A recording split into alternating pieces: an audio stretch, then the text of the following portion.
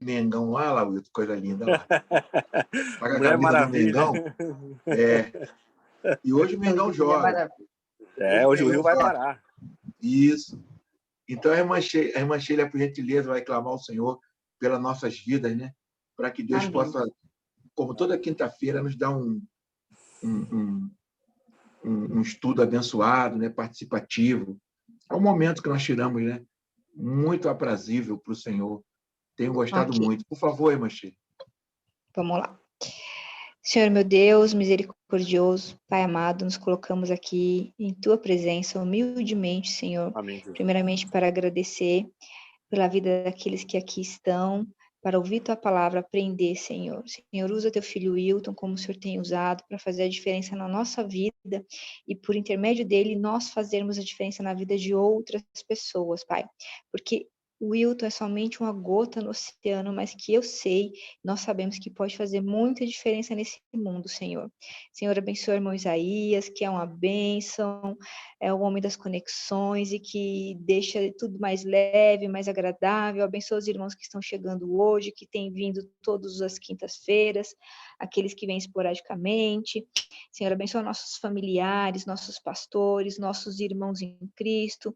Abençoa, Pai, nossa vizinhança, todos aqueles que estão pedindo, clamando a Ti nesse momento, Senhor. Senhor, abra nossas mentes, nosso coração, que somente aquilo que vem de Ti fique e que a gente consiga repassar adiante, ó Pai. Eu te agradeço pela oportunidade e eu agradeço sempre, sempre, sempre, em nome do Senhor Jesus. Amém. Amém. Por favor, professor Hilton. Amém, meus irmãos. Boa noite, a graça e a paz. Então vamos lá, como de costume, né? Eu vou falar aqui rapidamente, fazer uma introdução ao assunto. Eu preparei um material, depois eu vou estar enviando lá no grupo, né? Se tiver algum irmão aqui que não esteja no grupo, se quiser fazer parte, pode colocar o seu número ali no bate-papo, né?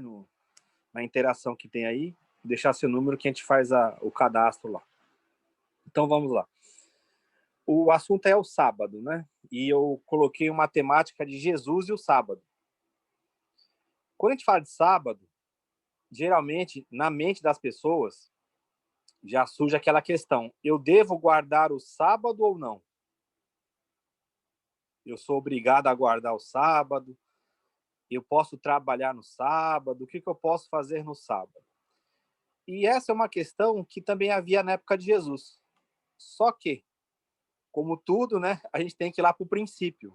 Então, eu vou tentar falar aqui brevemente para vocês acerca dessa questão, para vocês verem que o mais importante com relação ao sábado não é se eu guardo o sábado, se eu não guardo, se o sábado já foi cumprido em Cristo ou não.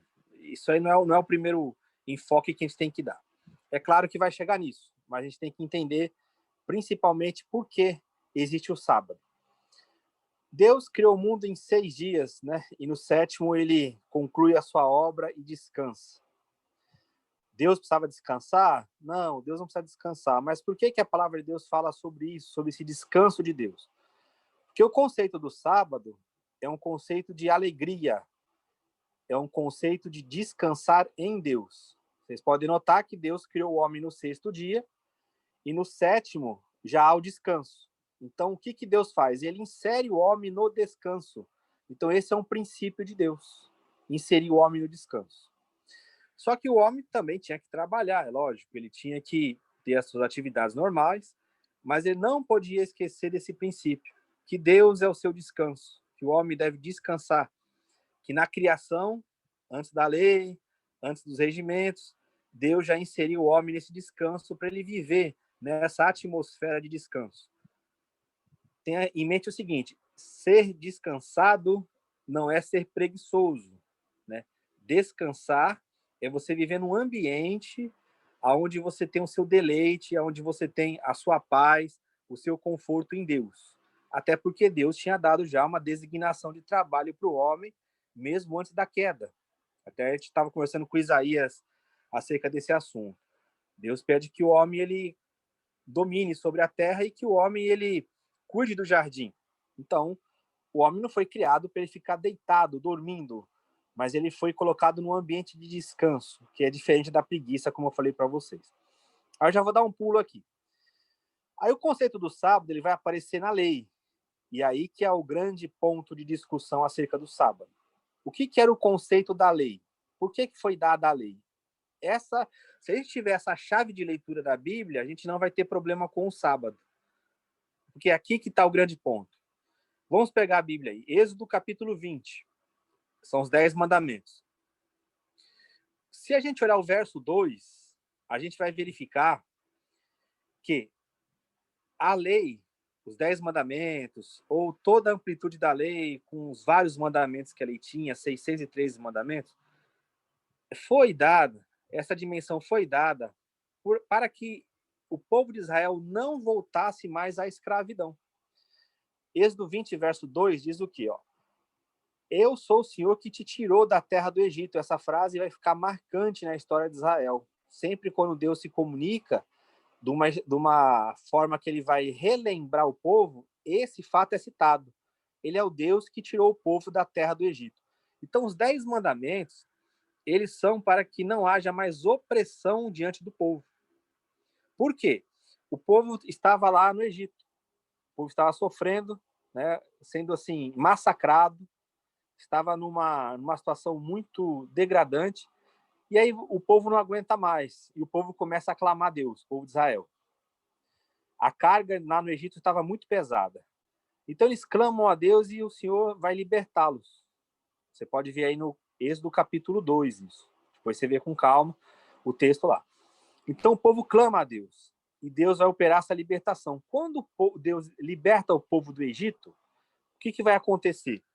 Ele não quer mais que o povo tenha aquela mentalidade do Egito, porque não bastava sair geograficamente do Egito, mas ainda ter a mentalidade do Egito. Isso também é uma figura para nós, né? Nós saímos do reino das trevas, nós saímos da mentalidade mundana, da mentalidade anticristo. Então, nós não podemos mais viver nessa mentalidade. Nós saímos do mundo, não geograficamente, né? A gente vive no mundo, mas nós não vivemos conforme a mentalidade do mundo. Essa palavra mundo ela tem vários significados na Bíblia.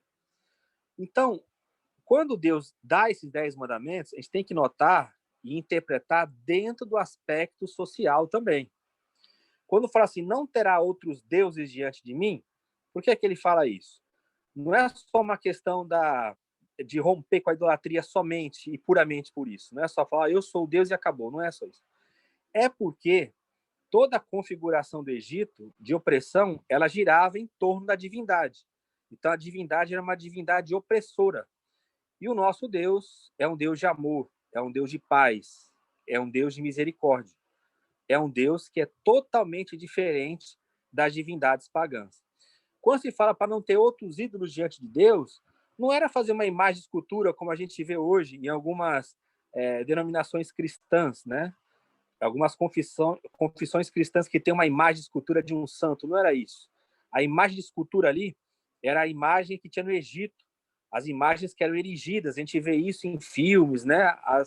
Como a efígie, você vê lá várias imagens de divindades que eles adoravam lá.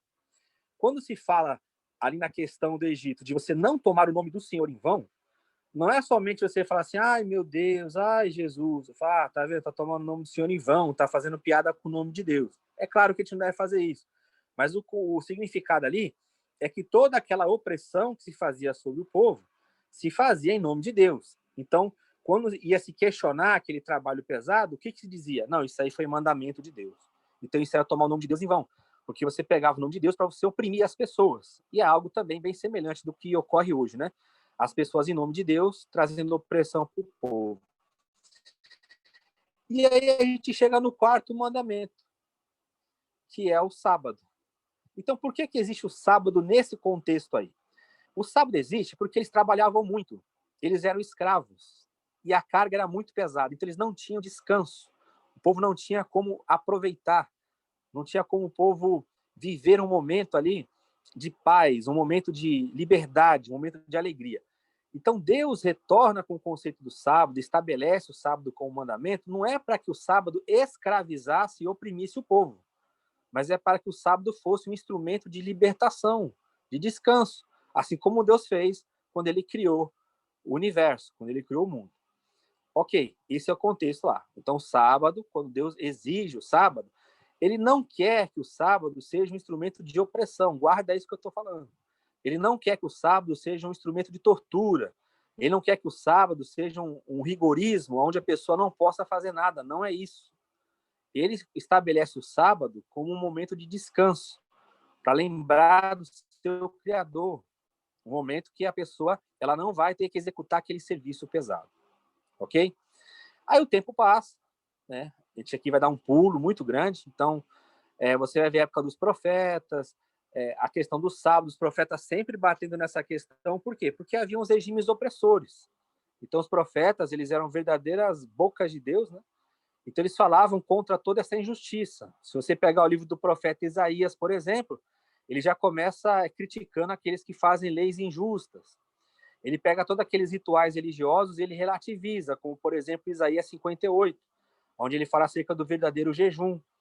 Então, Isaías anuncia o ano da graça do Senhor, que vai se cumprir com o Messias. Jeremias também fala contra o sistema religioso que oprime, Ezequiel, os diversos profetas. Então, quando eles chamam a questão do sábado, não é porque o povo fazia alguma coisa e aí Deus estava chateado com isso. Não. É porque havia uma opressão. Então, Deus faz com que se lembre todo esse conceito do sábado. Por que Deus dá o descanso para o povo? Aí vamos lá, vamos dar o pulo agora definitivo, que é o ponto aí da nossa interação. Dada essa introdução rápida, qual que é o nosso tema? É Jesus e a questão do sábado. Um dos fatores que mais causava revolta nos religiosos era porque Jesus violava abertamente, livremente o sábado. Eles ficavam malucos com isso. Eles diziam sempre que Jesus violava o sábado. Só que Jesus, de fato, violava o sábado, mas ele violava segundo a interpretação que os religiosos tinham do sábado.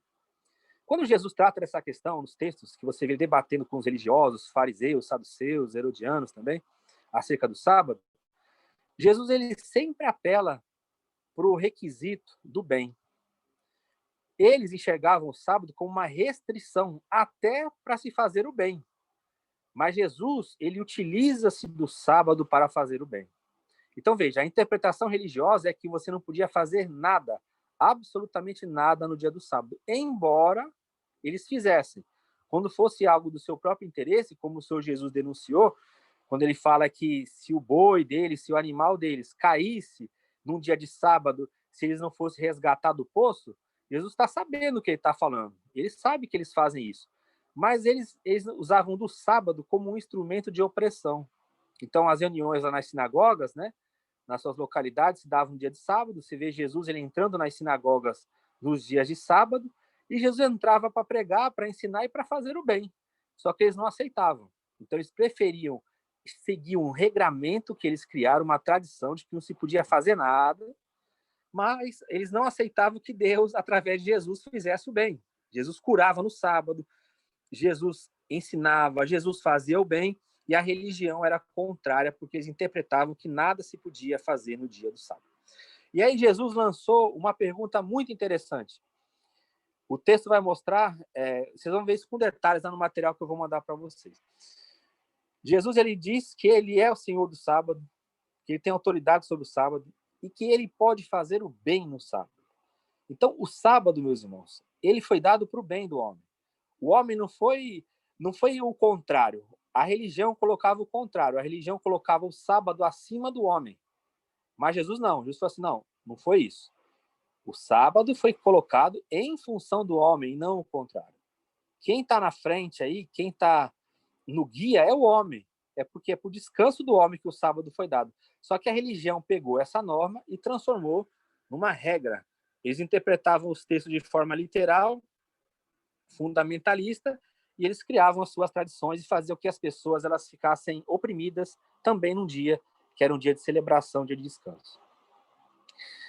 O Novo Testamento ele fala acerca das sombras do sábado. Né? O que são as sombras? As sombras são aqueles fatores, aquelas coisas espirituais, vamos chamar assim, que havia no Antigo Testamento, mas que a realidade dessas coisas ela está em Jesus.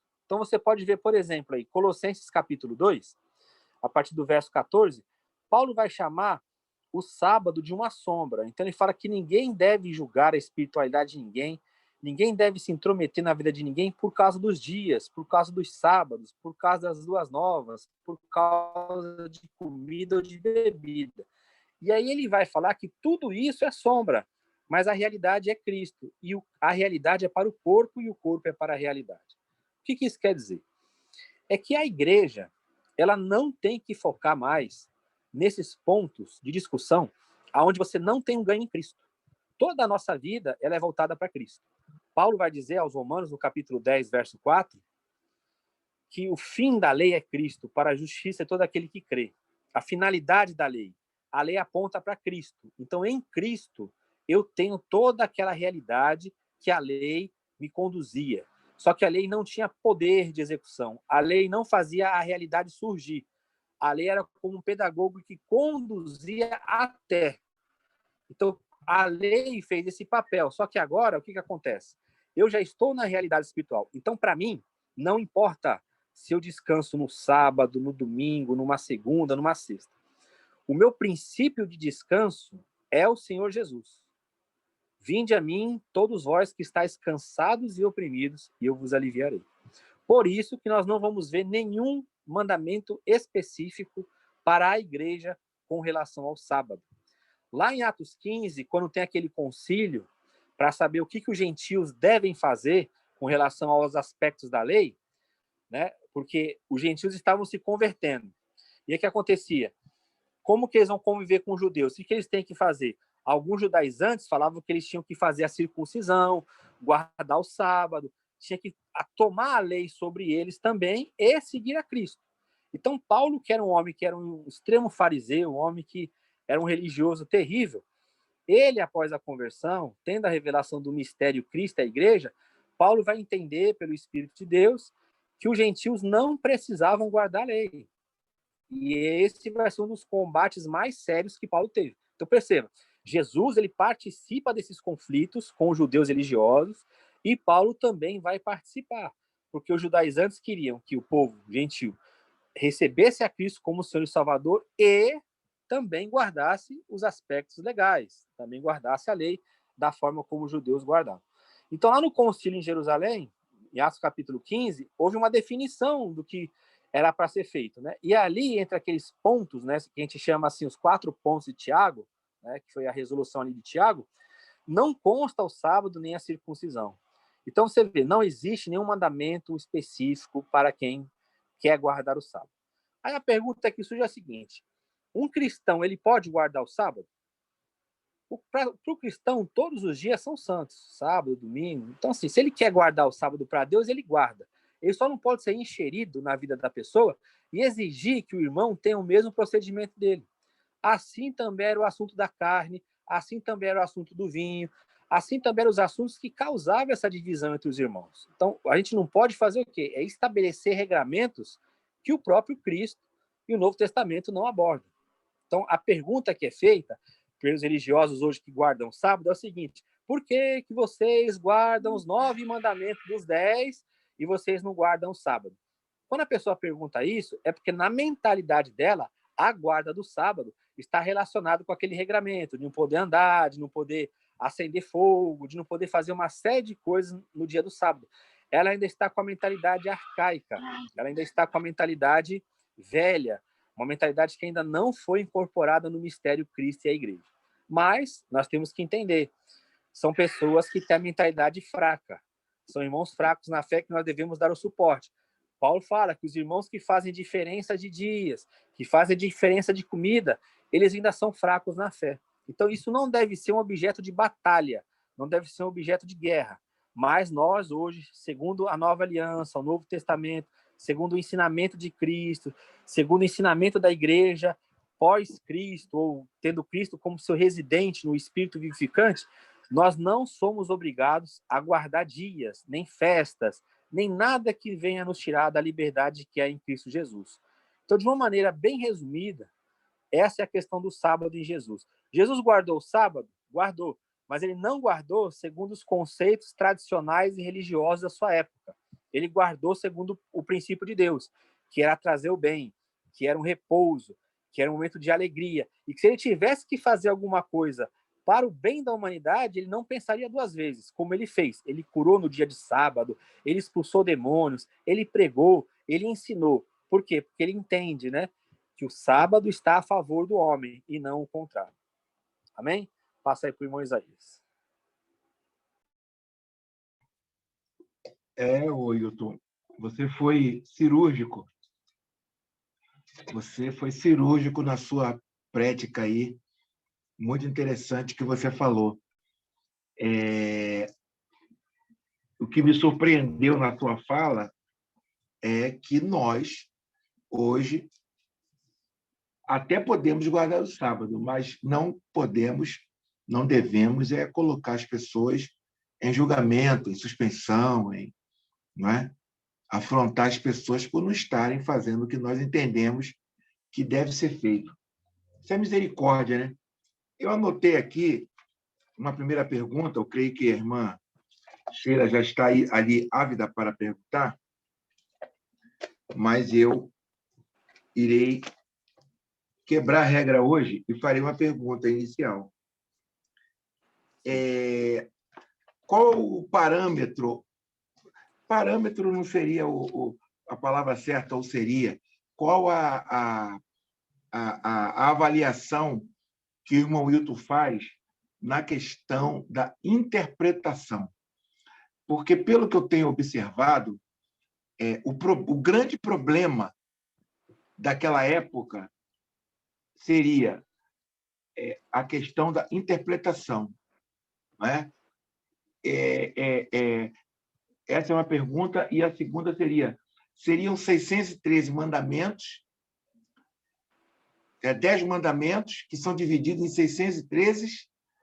613 o quê? Mandamentos. Mandamentos. Então, são 10 mandamentos, que são divididos em 613 mandamentos. Certo? Amém. Então, vamos lá. Eu queria que o irmão Wilton fizesse uma comparação com o problema que eles viviam na época de Jesus com a questão da interpretação, porque os rabinos faziam aquela interpretação e Jesus fazia outra, não é? Eu queria que o irmão Wilton fizesse, por gentileza, um paralelo com o que Jesus viveu e o que eu, Wilton, irmã Sheila e outros aqui do grupo vivemos hoje com a questão da interpretação, por gentileza. Vamos lá. O assunto da interpretação, ele não é um assunto tão simples, até porque os próprios irmãos na igreja primitiva passaram por esse problema. Vou dar um exemplo que eu sempre cito aqui para vocês nessa questão da dificuldade de interpretação. O Pedro, ele vai dizer que Paulo falava coisas que eram difíceis de entender, que os indoutos interpretavam de maneira errada para sua própria condenação, não é isso? 2 de Pedro, capítulo 3, verso 15 e 16. Então, veja, a interpretação, ela sempre passou por esse problema. Por quê?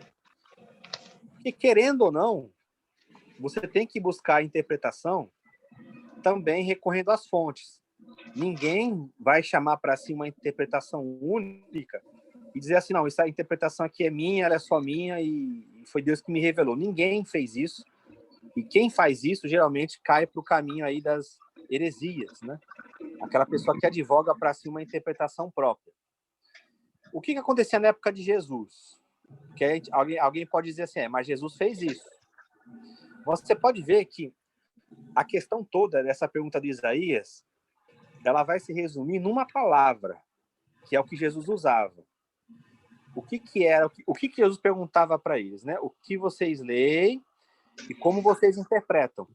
Quando Jesus pergunta isso, e aqui vou dar a palavra-chave para vocês, Jesus está preocupado com a essência. O que o pessoal se preocupa muito, Isaías? Com a literalidade. Então, eles acabam lendo o texto da forma que eles querem ler, mas eles não absorvem a essência. O que Jesus fazia? Ele é na essência da lei. E qual que é a essência da lei? É aquilo que eu falei lá no início. É um Deus libertador, é um Deus que ele quer trazer vida para o ser humano. Eu vou dar um exemplo claro para você acerca disso. Quando trouxeram aquela mulher que foi pega em flagrante adultério para Jesus, eles vieram usando da lei para trazer morte. Isso. Tinha que apedrejar. Aí Jesus cita aquela questão de quem não tiver pecado que atire a primeira pedra. Ora, se o fato somente de não ter pecado fosse o requisito para atacar a pedra, Jesus teria que tacar a pedra, porque ele não tinha pecado. Se esse fosse o padrão. Se não tem pecado, taca a pedra. Mas Jesus fez isso porque ele sabia que eles não tinham autoridade sobre aquela mulher. Porque se Jesus usa esse argumento e esse argumento se volta contra ele, alguém poderia falar assim, tá bom, o senhor não tem pecado, a gente tem, o senhor não tem. Então continua com o senhor a questão. Você percebe que isso não responde em si a questão? Se fosse somente isso. Porque quando ele fala assim, quem não tem pecado, atira a primeira pedra. Se tem um camarada lá que fala que quer questionar, fala assim, o senhor é o Messias, não é? O senhor não disse que é o Messias, os teus discípulos sabem que é o Messias, então o senhor não tem pecado. Então o senhor vai lá e atira a pedra, porque o senhor não tem pecado, o senhor tem autoridade. Se fosse para cumprir a lei daquela forma e Jesus cumpriu a lei, Jesus teria que matar aquela mulher a pedrada, porque ele não tinha pecado. Mas a lei não era isso. Então a forma é a interpretação. O que a lei fazia? Ela fazia uma preservação maior. Só que Da eles não vida. enxergavam. E a vida, eles não enxergavam isso. Com relação a essa questão que você abordou, né? Então é a essência que conta. Hoje em dia é a mesma coisa? É a mesma coisa. A pessoa ela pega um texto da Bíblia e ela quer usar para matar uma pessoa, ela quer usar e quer definir aquela questão, e ela não traz a essência. Ela não vê como Jesus usava a palavra. Mesmo até nos seus conflitos que ele tinha lá de maneira teológica, religiosa, né? Diante dos rabinos, Jesus ele não usava a palavra para matar. Ele falava muito pesadamente, mas era para abrir o entendimento deles. Por quê? Amém. Essa questão dos 10 e 613, o que acontece? Você tem ali os 10 mandamentos, que é o que a gente chama lá as tábuas, né? Os que estavam nas tábuas. Mas Isso. se você pegar todo o Êxodo, Sheila, o Levítico ali, você vai ver que existem vários mandamentos de Deus. Vários mandamentos de regramentos sociais. Por exemplo, a questão de cuidar dos filhos, a questão até de excremento, como que você tinha que descartar o excremento ali no ambiente deles. Você tinha a questão das mulheres que tinham o fluxo menstrual, você tinha a questão de alimentação, você tinha a questão de Poluição vestimenta, noturna. Poluição noturna. Então você tinha todo um regramento. Os 10 mandamentos, a gente pode dizer que é a essência do mandamento de Deus. Agora, isso se abre. Então, pensa lá no organograma, Sheila. Você tem lá a diretoria de operações, diretoria de administração, diretoria comercial, diretoria de gestão. Aí você abre aquela caixinha, vem lá o organograma, né? Aí vem descendo um monte de caixinha. A lei era assim. Então, se você contabilizasse os mandamentos, davam 613 mandamentos. Que para Jesus e para o Novo Testamento se resumia naquela questão, né? De amar a Deus sobre todas as coisas e o próximo como a si mesmo. E Paulo, já num avanço muito grande lá em Gálatas, ele fala que é amar o próximo, porque eles entenderam que se você ama o próximo, você ama a Deus. Amém. Muito bom. Bom, irmã Sheila, essa foi boa, hein? Muitos cristãos não sabem essa... Fiquei encantado quando eu aprendi essa questão dos 613 mandamentos. Muito bom. Vamos lá, gente. Vamos perguntar. Está aberta as perguntas. Se a irmã Sheila tiver outra aí, o nosso irmão aí do Moto 6, que eu não sei se é uma mulher ou se é um homem. Eu podia fazer aquela que a gente estava conversando antes, irmão Isaías, se você deixar. Por gentileza. Por gentileza. Então, Will, tem algumas religiões, algumas denominações que são tidas como seita, que inclusive guardam o sábado. Não vamos entrar no mérito da questão de dar nome aos bois, Tá. Mas como a gente diferenciar que uma religião, que uma denominação, no caso, é uma seita? Tem a ver com essa coisa de guardar sábado ou não? Fala aqui para a pessoa que não entende nada, por favor. Tá bom. Deixa eu só perguntar uma coisa. Ô, Sheila, o irmão Alan, ele colocou o número dele aí. Tem como adicionar ele no grupo depois, por gentileza? Tá. Já Então, anotei. Beleza. Vou falar uma coisa que não sei se todo mundo aqui sabe, mas é bem interessante. A fé cristã, no início, ela era chamada de seita na Bíblia. Os judeus consideravam o movimento de Jesus, vamos chamar assim, né? Do o caminho. movimento do caminho, isso, como uma seita dos nazarenos. Então, assim, o que vem a ser uma seita? A palavra seita, ela vem da divisão, da mesma coisa de heresia, né? Aquilo que divide. Então, é um grupo particular. Como que a gente verifica hoje, a pergunta da Sheila, né? O que caracteriza hoje uma seita para os cristãos? Então, tem alguns regramentos, Sheila, tem algumas coisas que são verificadas. A primeira delas é a seguinte: qual que é o ensinamento básico desse grupo? Ele está alinhado ali com é uma palavra perigosa, mas eu tenho que usar, com a ortodoxia da igreja. O que seria a ortodoxia? É aquele ensinamento mais clássico, onde aborda os fundamentos. Por exemplo, o que é o fundamento da Trindade? Esse aí, se você alterar ele, você mexe toda a estrutura do cristianismo. Porque para o cristão, Deus é uma trindade. Se você não acredita nisso, se você está num grupo que você não acredita nisso, você é considerado uma seita, né? E aí é muito perigoso, porque eu falo o seguinte: por onde que a gente aceita a seita? Como que as seitas hoje elas têm muita força na igreja? Através das músicas. Isso. Então tem grupos que eles não creem na Trindade, mas as músicas deles são cantadas livremente nas igrejas cristãs, por incrível que pareça. Eu não vou aqui entrar no nome do assunto, do grupo, para não criar polêmica, mas tem hinos aí que são de seitas que as pessoas cantam porque acham bonito. Então aí já seria um diferencial. Então, assim, como que é o posicionamento desse grupo com relação ao cristianismo ortodoxo, as doutrinas fundamentais da fé cristã? Trindade, a salvação pela graça, a humanidade de Jesus. Isso, o sangue de Jesus, o que é a igreja, enfim, essa questão. Outra característica, Sheila, como que se deu o início desse grupo? Esse grupo surgiu da onde? Geralmente a seita ela surge através de uma interpretação de um líder, que ele teve uma visão especial, um anjo apareceu para ele, que só ele tem aquela revelação. Então, isso também pode ser uma característica de uma seita. Quando o grupo ele se baseia numa revelação particular daquele líder, daquele homem. Ele foi o escolhido de Deus para iniciar isso. Geralmente vem com uma roupagem restauracionista. O que é isso? Todo o cristianismo está errado e aquele homem ali tem a resposta para mudar o cristianismo, tal. Outra característica também, Sheila, é a questão do exclusivismo. O que é isso? O grupo prega que só eles detêm a salvação. Quem não faz parte do grupo não tem a salvação. Ou seja, somente eles são os escolhidos de Deus e fora dali não há salvação, né? Então, assim, são várias coisas que a gente pode abordar com relação a uma seita. E para o estudo disso, a gente poderia pegar um grupo, né? Que não é o caso aqui, mas a gente pegaria um grupo e falaria assim, vamos ver se esse grupo é considerado uma seita ou não? E a gente abriria ali as doutrinas, o surgimento, a visão da salvação, como que ele enxerga os outros cristãos e por aí vai. Por toda a minha vida, ó Senhor, te louvarei. Esse dá olho grande.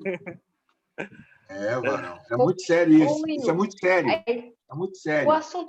O assunto não é seita, mas aí eu estou interessada em saber. Quais as denominações mais conhecidas que são consideradas seitas? Além da Adventista do Sétimo Dia, por exemplo, é uma delas, né? Tem aí as chamadas para-evangélicas ou para-cristãs, e tem as cristãs ou evangélicas também. Vamos lá. O que seria uma para-evangélica ou uma para-cristã? Testemunha de Jeová. Porque ele não se considera evangélico, né? Mas ele usa o nome de Deus lá. Então, Testemunha de Jeová, Adventismo do Sétimo Dia, Igreja Internacional lá de Boston, Igreja Internacional de Cristo de Boston, Igreja Voz da Verdade, a Voz da Verdade. Machuca muita gente, mas a Voz da Verdade. Igreja de Jesus Cristo dos Santos dos Últimos Dias, os Mormons. Né? E aí você vai, o leque é grande. Aí você pega, às vezes, movimentos contraditórios. Né? Ô, Hilton, E se você for procurar a voz da verdade, ela crê que Jesus não veio em carne, não é isso? A voz da verdade, ela crê.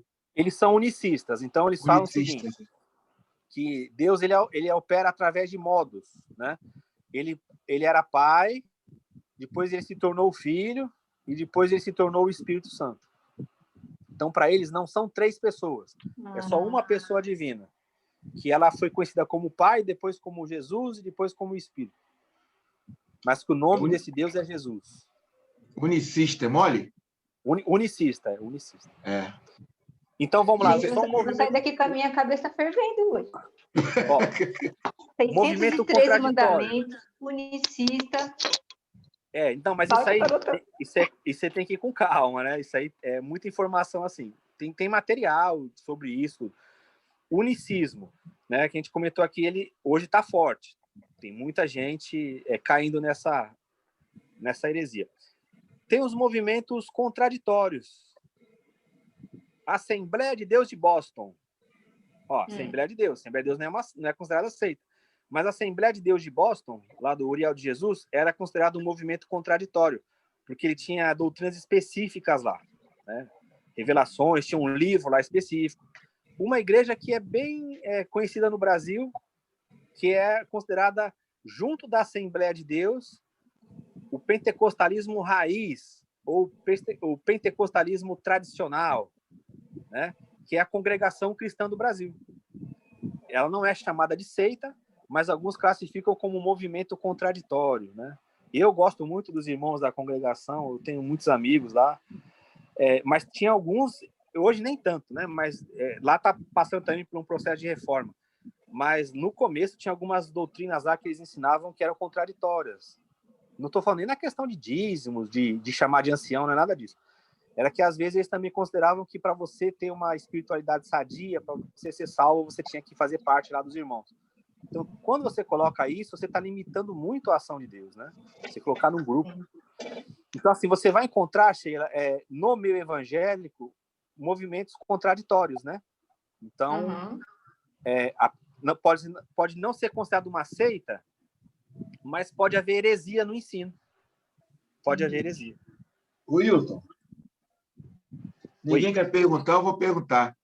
Eu posso considerar heresia ou uma seita a igreja que pauta grande parte da sua doutrina na questão da lei, da Arca da Aliança, do shofar, tudo é Moisés, tudo é cajado, tudo é arca, tudo isso seria. Porque essa igreja, que é a universal, ela foi considerada também seita. Eu vi uma reportagem sobre isso. Isso pode assustar muita gente, né? Mas isso seria uma heresia, porque não sei se você já me ensinou isso. Isso, o Paulo diz que isso é uma ofensa. Isso é querer costurar o véu, podemos dizer assim. Você dizer que a arca é a presença de Deus hoje, representa, como no passado, e outras coisas mais, é você querer fazer festas, né? Festas de lua nova, etc., etc. Você está dizendo, hoje em dia você não pode ter acesso direto a Deus. O véu do templo não se rasgou.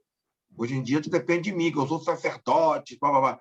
Isso não seria um pecado ou não? Certo. Isso, Paulo vai chamar isso de obra da carne, lá em Gálatas. Ele vai falar que isso aí você está voltando para a carne e você está abandonando o espírito, né? Então, o que aconteceu lá com os judaizantes, lá nas igrejas da Galácia, lá nas cartas aos Gálatas? Isso. Eles estavam voltando para as práticas da lei e Paulo vai chamá-los educadamente de imbecis. Eles foram... eles eram indoutos, eles foram enfeitiçados, Paulo fala, né? Porque era um outro evangelho. Então, Paulo ele vai rasgando ali em cima disso, porque isso aí é como você falou, é rejeitar o sacrifício de Cristo, é não entender a obra que foi feita. O autor aos Hebreus também trabalha isso. Então, ele vai dizendo que o velho vai passando, e o novo vai chegando. Ele vai entendendo que a mentalidade está difícil lá para os judeus. Só que era a mentalidade para os judeus. Agora, para nós, não teria que ter isso. Mas é aquela questão. A pessoa pega a Bíblia e ela vai lendo o texto e ela não consegue fazer aquilo que nós chamamos de transposição para o Novo Testamento. Você vai pegar os dois lados radicais. Que aí vai cair até numa pergunta que o Carlinhos fez aí no grupo, né? Acerca de a lei era severa, né? Por que Deus era visto como Deus? A irmã Cissa também está perguntando, dizendo que o Deus era muito rígido. Então, não era que Deus era rígido, é que as pessoas interpretavam dessa forma. Porque se a gente acreditar nisso, a gente vai cair lá no erro do Marcião, que era um cristão lá da igreja primitiva, que ele começou a ensinar o seguinte, que o Deus do Antigo Testamento era um e o Deus do Novo era outro. Então, que o Deus do Antigo, ele era um demiurgo, que ele fez o mundo, tal, e ele era mau, e o pai de Jesus, o Abba, o pai era outro Deus. Então, se a pessoa não souber interpretar a Escritura, ela vai enxergar assim. No Antigo Testamento havia um Deus e no Novo havia outro. Mas Jesus, ele sempre chama os textos do Antigo Testamento para a sua prédica, para a sua pregação. Porque Jesus sabia interpretar a Escritura. Então, o grande problema não era que Deus era mau e depois ele ficou bonzinho. Parece que ele estava muito chateado e estava irado. É assim que muita gente prega. Um Deus que toda hora estava chateado, irado, ele estava doido para explodir com o povo, aí o filho dele morreu. Ele falou, pronto, morreu, agora tá bom. Agora eu tô bonzinho porque alguém morreu. É como se fosse um vampiro, né? Então, a gente não pode enxergar Deus dessa forma. Então, era o problema de interpretação que se dava. Então, Isaías, toda vez que usa da lei, como eu falei, os dois extremos, né? Tem gente que fala assim, a gente não está debaixo mais da lei e joga fora o Antigo Testamento. É porque ele não entende que o Antigo Testamento fala de Jesus. Ele não consegue enxergar Jesus ali. É porque a mentalidade dele é a seguinte, o Antigo Testamento é difícil, é mau, é um Deus que toda hora está matando, e então eu tenho só que ler o Novo.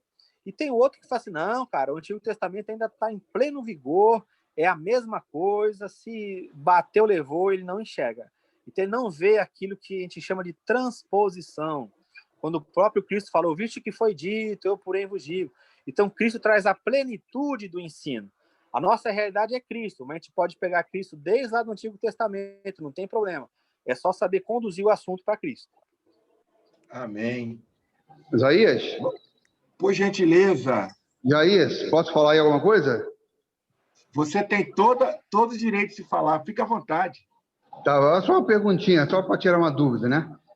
Nós estamos ouvindo aí, né, sobre o sábado, né? E o sábado, ele se tornou, em muitas igrejas, uma heresia, quem guarda o sábado, né? O próprio Jesus não guardou o sábado. Então, quem quiser guardar o sábado, vai praticar uma heresia e não está de acordo com o Novo Testamento. Agora, eu pergunto a você, nós não guardamos sábado, mas guardamos outras coisas da lei hoje ainda na igreja. E também é uma heresia, né? Por exemplo, vou lhe dar um exemplo que nós fazemos e voltamos ao passado, a lei é o dízimo. O dízimo é um exemplo. Ninguém fala do dízimo no Novo Testamento, porque não tem. Aí leva lá para o Antigo Testamento, a lei. Então, se a gente não pode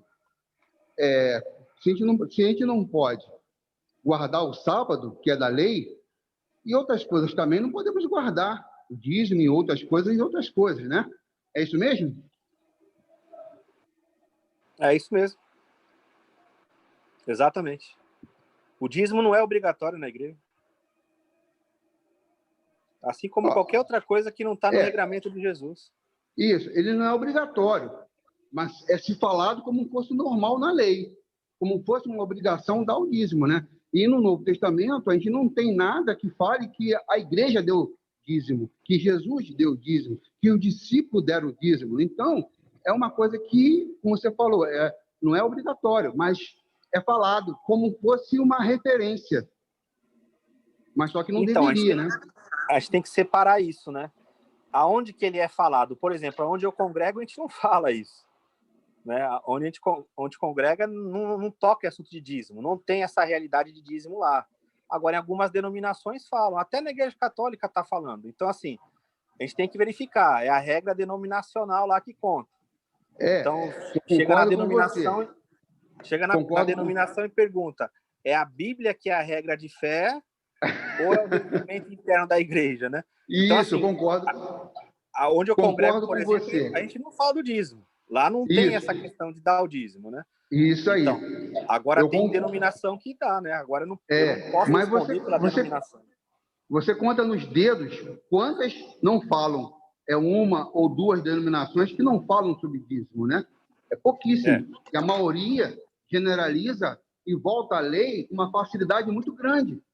E tem igreja hoje, que eu não vou dizer o nome, que é antiético, que está levando a salvação, está botando a salvação. Quem não dá o dízimo vai perder a salvação. É uma coisa assim, fora da normalidade, né? Então, a gente fala tanto... Qual que é o seu nome, irmão? É Luiz. Ô, Luiz, deixa eu te falar uma coisa. Não é falta de ética você falar não, Luiz. Sabe por quê? Você não está trazendo um segredo que te contaram. Se ela prega isso, ela está expondo para todo mundo. É que teve um estudo aqui uma vez, Luiz, que a gente entrou nessa questão de ser falta de ética ou não, né? Você não estava aqui ainda. Você não está faltando com a ética, não, porque isso aí é um assunto que eles pregam abertamente. Então, se você fala assim, a igreja, por exemplo, universal, atribui a salvação ao dízimo, você não está sendo mentiroso nem falta de ética. Falta de ética é você me contar uma coisa sua, aí eu chegar aqui no grupo e falar, irmãos, o Luiz me falou isso. Aí é falta de ética. Agora, você condenar o falso ensino não é falta de ética, pelo contrário, é bíblico. Você tem que fazer isso mesmo. E aqui, Luiz, e aqui no grupo, no dia que nós vimos esse estudo, aqui, nós demos vários exemplos bíblicos de Paulo, do próprio Jesus, citando nomes de quem pregava um evangelho falso. Entendeu? E agora, eu queria, para deixar o Luiz concluir, a participação dele está sendo muito interessante. Na igreja do Hilton, não quer dizer que lá não se fala nessa questão de dízimo, que lá não há contribuição, não há gratidão. Exato. Não é? Em devolver para Deus algo grato, algo que Deus coloca. E com certeza as pessoas lá devem abençoar até mais do que o tal a mesquinharia do 10%. Lá eles devem abençoar com muito mais. Pois não, Luiz, continua. Exatamente. Não, mas está certo, eu concordo. É esse ponto que eu quero chegar. Infelizmente, nós vemos aí hoje a maioria das igrejas praticando um erro, uma heresia, quando você cobra dos irmãos 10% como fosse na lei. Uma coisa que não tem lógica. Só que, infelizmente, a falta de conhecimento dos irmãos não questionam. Por quê? Porque só pode questionar quem tem conhecimento. Quem não tem conhecimento fica calado, aceita, amém, e pronto. Só que, infelizmente, a gente fala tanto em heresias em outras igrejas, porque faz isso, faz aquilo, mas nós fazemos a mesma coisa, porém, praticamos uma outra modalidade da lei. E a Bíblia fala, né? Se você não cumprir a lei, se você cumprir a lei, uma parte da lei, você está em pecado. Você tem que praticar a lei toda. Ou seja, se você quer dar o dízimo, você tem que dar o dízimo de fazer toda a lei. E tem mais um detalhe também. O dízimo, ele não era só 10%. Não era. Não era, mas são 23% de dízimo. A lógica, o ensinamento é 23%. Então, é uma coisa mais... E não era mensal, né? Era anual. Não era mensal, era anual. Ainda tem isso, era anual, não dá para todo mês, não. Entendeu? Paulo que determina, né, sistematicamente, lá em Coríntios, que ele fala, uma vez por semana, você tira a contribuição para abençoar os seus irmãos. Pronto. Isso. É o texto básico que nós temos, que eu entendo segundo a prosperidade da pessoa, segundo o que Deus colocou no coração. Isso aí. Então, é por esse caminho mesmo, tá? Eu agradeço aí a participação, foi muito bom ouvir aí vocês. É isso aí. Graças a Deus, o irmão Luiz não falou de Malaquias 3:10. Eu já estava agoniada aqui. Eu não entendi. Ela falou, alguém mais colocou outra Malaquias 3:10. Oi, a paz. Quem está falando? É Cissa Mel. Cissa, paz. Por gentileza. Paz. Então, já que vocês estão falando aí em dízimo, né? Então, lá na minha igreja, usa muito, a irmã Sheila acabou de falar aí sobre Malaquias. né? Então, isso é muito usado. E também tem as campanhas, e nas campanhas que se levantam agora, né? Tem os envelopes para você colocar uma oferta. Ô, É como se Glória! ganha, uma barganha, né? Que você tem que pagar para receber. Então, Sim, assim, quando eu comecei a aprender que dízimo não é assim um mandamento, né, para a igreja hoje. sim, Então, eu decidi usar o dízimo de outra forma, entendeu? sim. Tipo assim, eu não dizimo mais na igreja, parei de dizimar na igreja, mas assim, não também retém.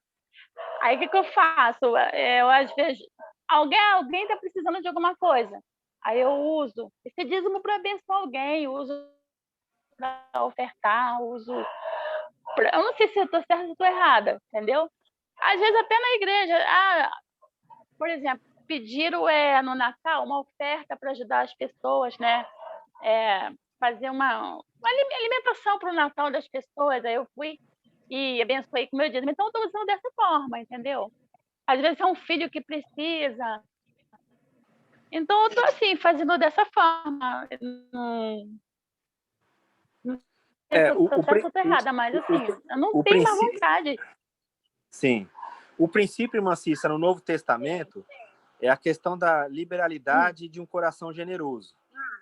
Existe alguma Uhum. coisa vinculada ao ensino? Tem, a Bíblia fala sobre isso, para a gente ser liberal com aqueles que nos ensinam na palavra de Deus. Então, se a senhora está num local lá, que eles ensinam, que a senhora vê que há um fruto ali, que existe um bom uso desse recurso, não tem problema nenhum a senhora separar o valor que a senhora quiser dar. Não tem nenhum problema com relação a isso. Entendi. Só para dar 80%, 1%, Isso.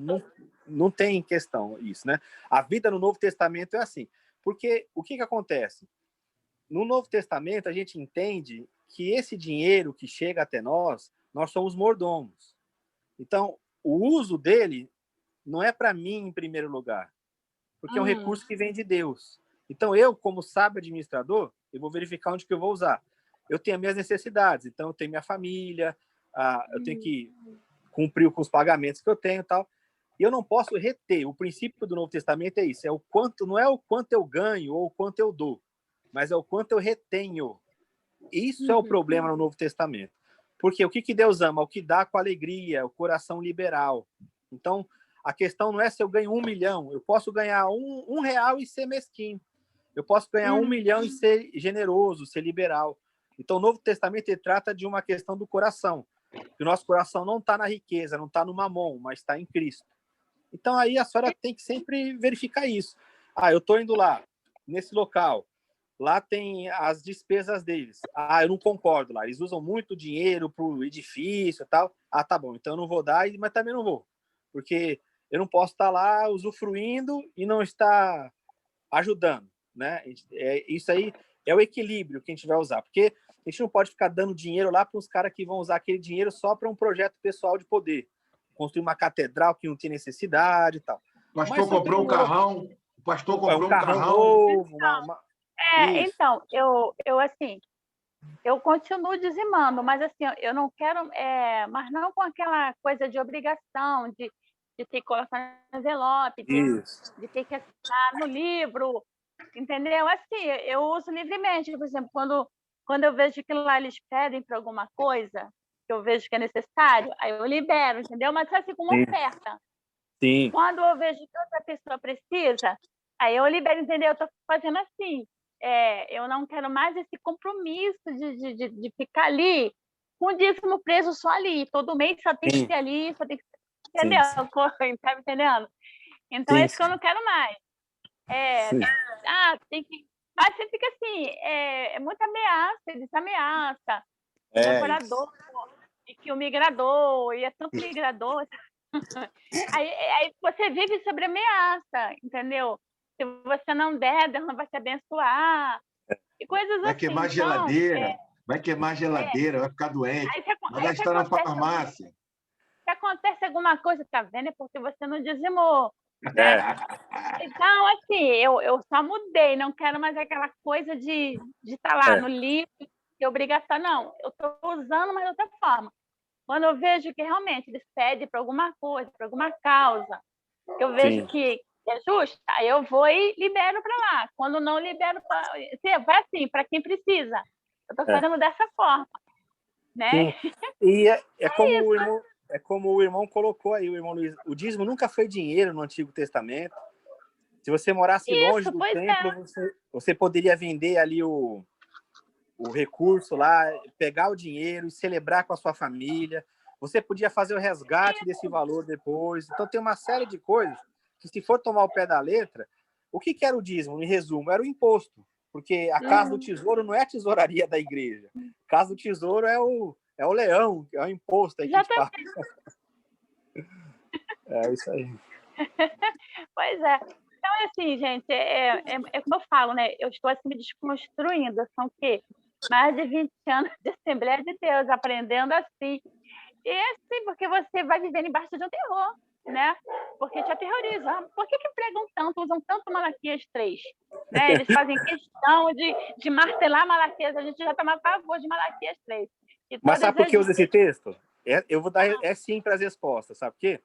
Porque esse é o texto que você fala para a pessoa que, se ela não der, ela está roubando a Deus. E o ladrão não entra no céu. É lógico. Aí quem não vai entregar? Aí você fica até com síndrome do pânico, apavorado por causa disso. Gente, olha, a gente vai descobrindo muita coisa. Lá na igreja, lá na igreja, se você não entregar o dízimo na mão de Isaías, ele roga uma praga, hein? Então, assim, eu acho que, como o irmão Isaías falou, foi o irmão Isaías que falou, né? Assim, a gente acaba, quando a gente para com esse negócio dessa obrigação de 10%, e você passa a abençoar mesmo, a ofertar, você às vezes oferta até mais do que o dízimo. Exato, né? Você oferta 10%. Eu acho irmã Cissa, eu tenho aprendido, com Cristo, com professores, com o Hilton e outros professores, que a minha vida é muito abençoada, porque esta semana, eu não uso nem o termo semear, que esse negócio de semear também é outra marola também. Semear. Também. A pessoa fala semear porque quem semeia vai colher. Esse besterol aí. Eu costumo dizer até abençoar. Eu já abençoei hoje, essa semana, pessoas que não são da minha igreja. Você me entende? Pois é, entendo. Mês passado, eu abençoei um amigo, Maurício, um amigo. Ele é pagodeiro, beberrão, mas na pandemia, eu sei que ele... Qual a profissão dele? Ele toca pagode, lá na Lapa, aqui no Rio de Janeiro. E ele não está tocando pagode, então ele é um pai de família. Ele não está ganhando a grana dele. Aí eu abençoei ele. Ele falou, cara, que é isso? E eu acho que ele é um cristão afastado, uma pessoa maravilhosa, que eu gosto muito. Aí eu liguei para ele e falei, Maurício, me dá o número da tua conta. Ele nem entendeu nada. Aí eu abençoei ele, ele ficou, sabe? Chorou e tudo. Então, isso é reino. Está entendendo, irmã? Isso é reino. E a gente não faz nem conta no final do mês. Você não faz nem conta para saber se você abençoou com 13%, com 15%, com 20%. Só sabe que Jesus ficou feliz com isso. Fala, Luiz. Isaías, olha só. Paulo, quando ele cria a contribuição, ele tem referência bíblica da Torá. Ele vai lá em Salmos, ele vai em outros livros e vê a justiça de Deus. Quando ele pede essa porcentagem, ele está praticando a justiça de Deus. Entendeu? A justiça de Deus é o que é? É dar às pessoas que têm necessidade.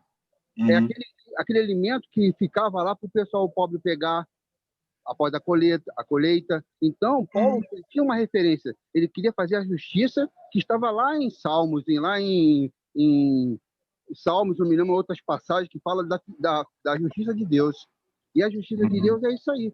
Paulo, ele entra em ação e pede a contribuição do irmão quanto ele puder ajudar. E é uma coisa que é uma generosidade. É o amor. Você faz por amor ao próprio irmão. Você não dá para a construção de uma igreja, você dá para ajudar o irmão. Agora, a igreja, ela precisa, sim, tudo bem que ela precisa pagar luz, ela precisa consertar as coisas. A gente sabe, a gente aqui não está negando dinheiro. Nós estamos falando sobre a forma de pedir o dinheiro.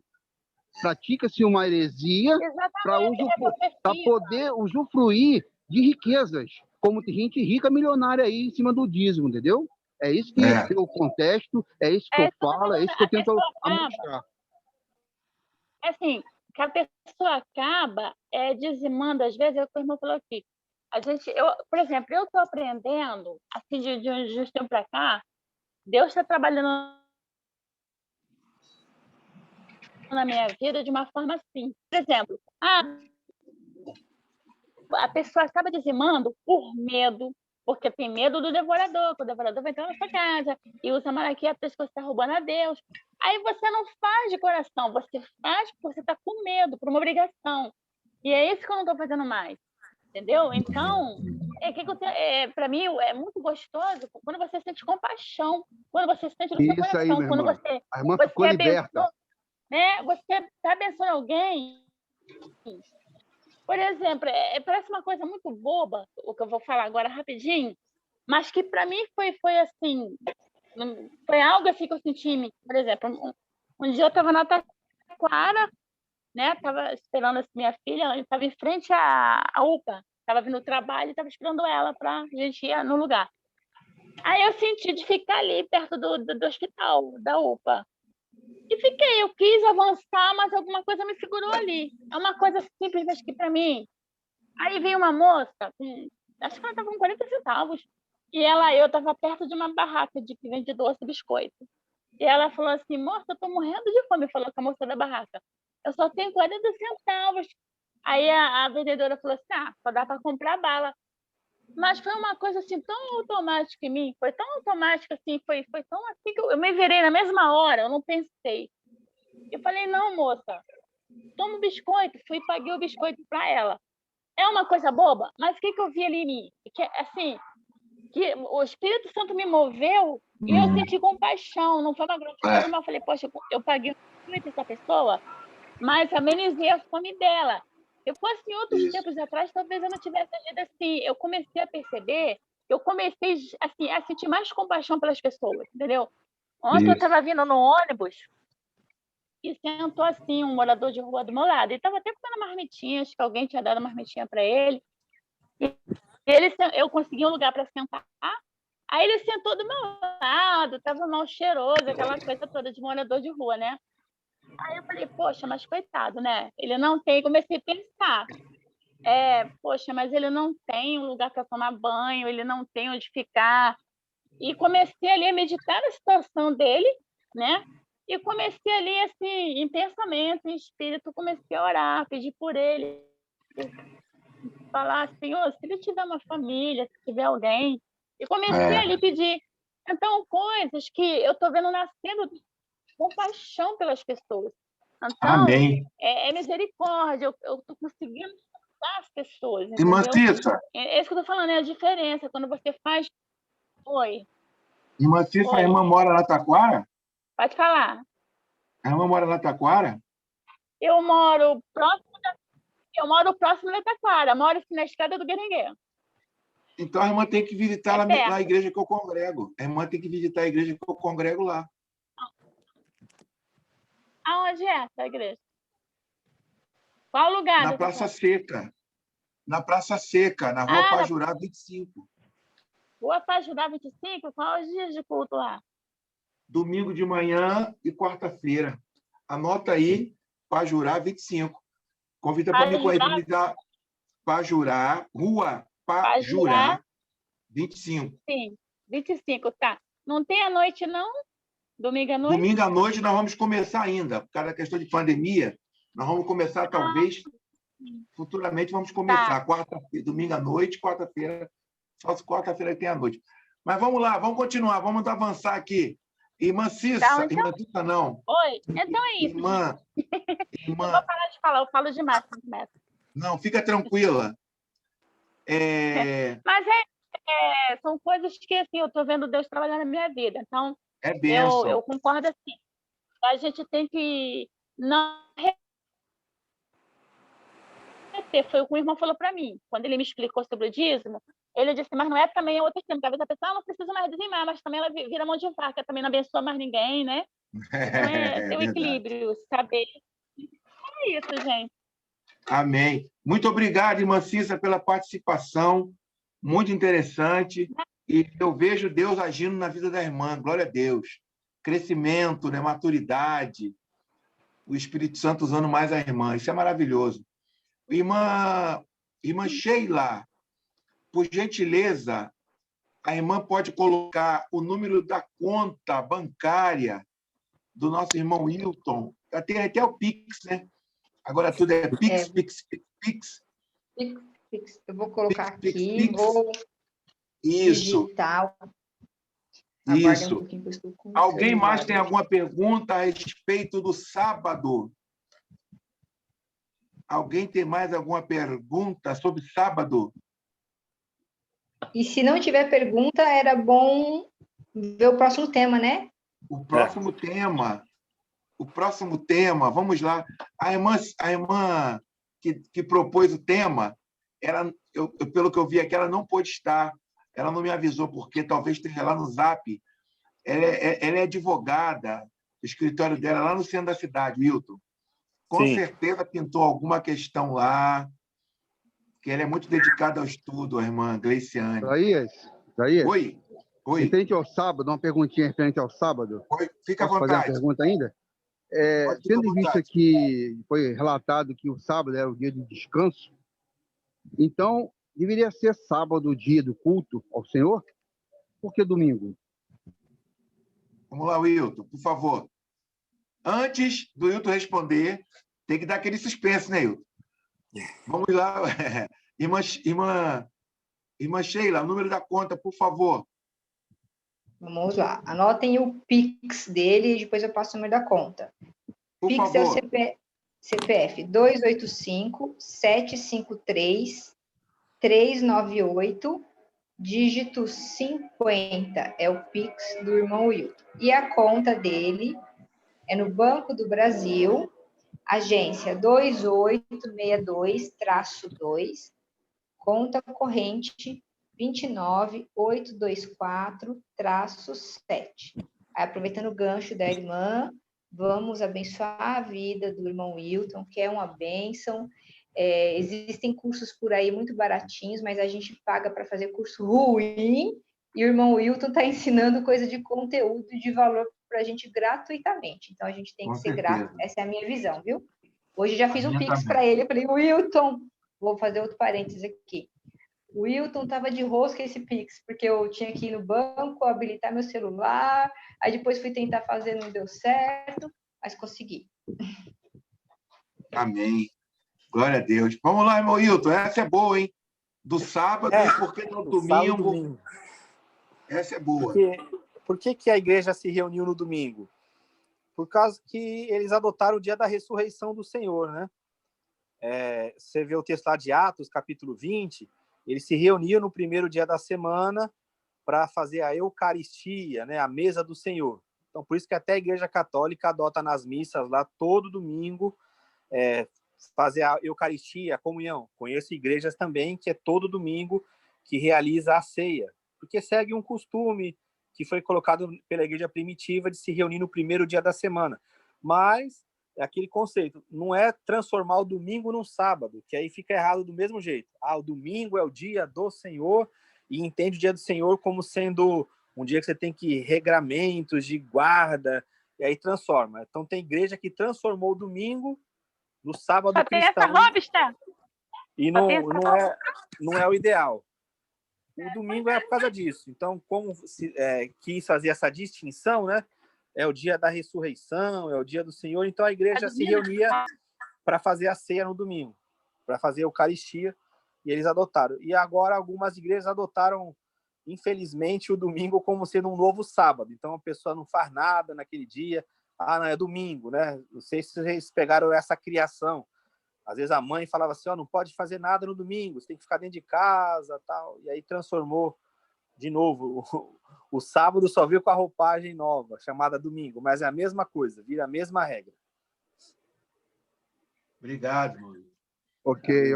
Obrigado pela informação. Valeu. Existe muito isso mesmo. Domingo é do Senhor. Fica aquela coisa sagrada. Isso. Sacralizaram, fizeram o domingo no sacramento, né? Exato. Domingo. Vamos lá. Eu Mais alguma pergunta, irmã Sheila? Podemos terminar.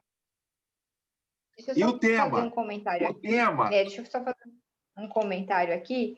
Essa Certo. coisa de domingo é do Senhor ou sábado é do Senhor, e aí eu vejo algumas pessoas que são bem rigorosas com isso, aí adianta almoço, adianta janta, que é para não fazer nada naquele dia, né? Que é tipo assim. Só que aí pega, junta Tupperware, vai almoçar na casa de um, vai jantar na casa do outro, vai comer esfirra. Para mim, o domingo ou sábado do Senhor seria assim, você consagrar a Deus, ficar em oração, em meditação, ler a palavra, né? Mas não, é assim, de ir para a igreja e não fazer nada em casa, não lavar, não passar, não cozinhar. Mas, né, eu acho um domingo do Senhor meio enganoso. Sempre dá um jeito, né? Vamos lá. Há um tema. O futuro tema. Alguma sugestão? Eu tenho, hein? Então fala, irmão Isaías. Alguma eu tô sem sugestão? ideia. Eu Fala, também Você tem tenho. também? Eu também tenho. Vamos votar. Então fala Vamos lá, bem. posso falar a minha? Por favor. Ó, ceia do Senhor. Não sei, eu não sei se já foi falado, né? Mas a ceia do Senhor é um detalhe importante. Por quê? Porque há algumas palavras ali, literalmente falando do texto, que nos dá a entender que nós estamos ceando até a morte dele. E ele já ressuscitou. Então é uma polêmica muito grande aí, e é um assunto interessante, do meu ponto de vista, entendeu? Amém. Vamos lá, anota aí, pode ser, irmã, a ceia do Senhor e a mesa do Senhor? Tem, né? Tem Isso. também tem a ceia do Senhor e tem a mesa do Senhor. Né? E a festa ágape também, que é a mesma coisa. Exatamente. Eu Depois, tenho um irmão tema Hilton, também. você Qual é o seu acerta, tema? acerta o tema depois com a irmã Sheila, por favor, irmão Hilton. Mas qual que é o seu tema, irmão Isaías? Qual que é o seu, Isaías? O meu tema seria sobre a ceia do Senhor, diante de Cristo. Também. Eita. O irmão dos Anjos falou aí. Viu, dos Anjos? Acertei na mosca, hein? Viu só? Isso. Tem um tema também que pode... Mas eu ia entrar mais na questão do que se o líder da igreja pode abrir e fechar a participação de quem quer que seja. Sim. Entendeu? Daquele travesti que aceitou Jesus. Por favor, aquele travesti que aceitou Jesus sexta-feira à noite, domingo ele foi levado para a igreja. Se ele pode participar da Santa Ceia, ó, e tem a Santa Ceia, ou é ceia, né? Por que é Santa Ceia? Tem isso também. É muito assunto. Vamos deixar para próxima quinta-feira. E convidem pessoas. Quem estava falando? A irmã Cícera estava falando? A Cícera é a Sheila. Mas pode falar. Não, assim, o meu pode ficar para uma próxima.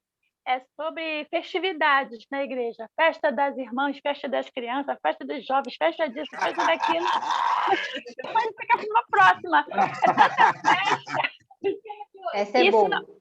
Isso não é, né? Porque, gente, na minha igreja, então, é o ano inteiro tem festividade, viagem, dinheiro, sabe? Então, eu acho isso tão desnecessário, porque antigamente não tinha nada disso, né? Não existia, Irmã Cícera, Oi. Domingo agora de manhã, a irmã pode ir lá na minha igreja para cear conosco. Que tal? Rua Pajurá, né? 25. Rua Pajurá, 25. Guarda aí, Esther. Rua Pajurá, 25. Pedindo a Esther para guardar.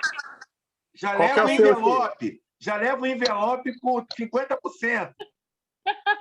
Tá bom. Me dê um ponto de referência, irmã Isaías. China Box, na Estrada do Tindiba. Na Estrada do Tindiba. Tá. Na Estrada do Tindiba? China Box, na Estrada do Tindiba. Tá bom. Amém. Eu não vou Então, eu prometer, queria... eu não vou prometer esse domingo, não, mas um domingo eu tiro para ir. Pode deixar. Tá. Vou eu e a Domingo- minha está comigo. Qual que é o seu, Sheila? Domingo é cedo, Senhor lá. Mas vamos lá, gente. Eu gostaria de agradecer. É a Sheila Isaías. A Sheila. Opa, fala, Sheila. Unção e consagração nos dias de hoje. Bom E aí? tema também. Bom também. Anota aí, Sheila, para ter uma... Já anotei. Anotou? Bom tema. Anotei Amém. Bom tema. Amém. Vamos terminar, então, porque está ficando tarde. Eu moro longe. Dos Anjos mora longe, tem que pegar ônibus ainda. Então, eu queria agradecer a todos aí pela participação, pela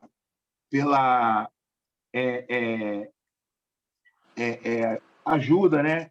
E dedicação do nosso irmão Wilton. Que o Senhor possa abençoar cada um de nós, a casa da irmã Sheila, seu esposo, os dos Anjos, a irmã Jacira, que está aí quietinha, todos os participantes do grupo aqui, e divulguem para as pessoas, para os amigos, O para João que eles Pedro é possam novo aqui, não crescer falou junto nada, né? conosco.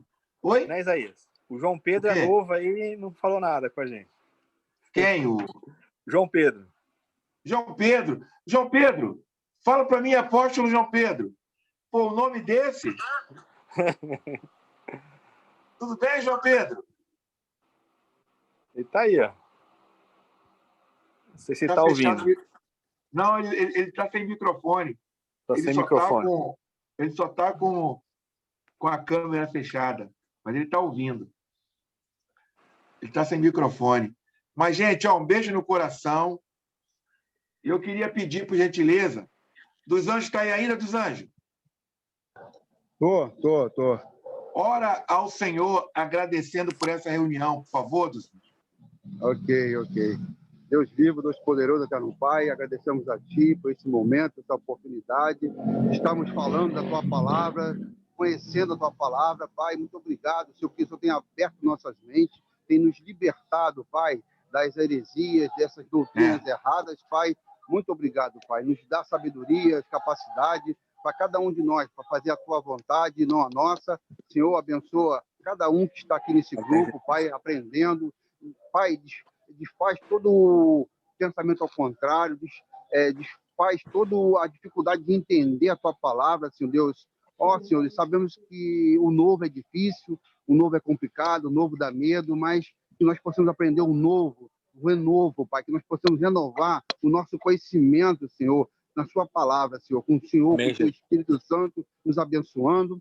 Pai, que o Senhor possa continuar abençoando o professor que está aí se dedicando, lendo, comprando livros, Senhor Deus, que o Senhor possa abençoar a sua renda, que o Senhor possa abrir porta onde não tem porta. Pai, Amém. muito obrigado pela vida do Isaías, que está sempre nesse movimento, uma coisa que ele gosta de fazer, de estar com pessoas, falar sobre a palavra. Amém, uma característica dele, eu conheço há muitos anos Isaías, é um prazer estar sempre com ele. É um pouco polêmico, mas Deus abençoe este homem de Deus aí. Aleluia. Com ele e a sua família, Senhor. Muito obrigado por esta noite. Dá uma noite de paz, uma noite tranquila para nós nesta noite. Muito obrigado. Amém, em nome de Jesus Cristo. Amém. Amém, gente. Quinta-feira, convide pessoas, Dos Anjos. Convide pessoas para que possam participar desse tema tão maravilhoso. Tá bom?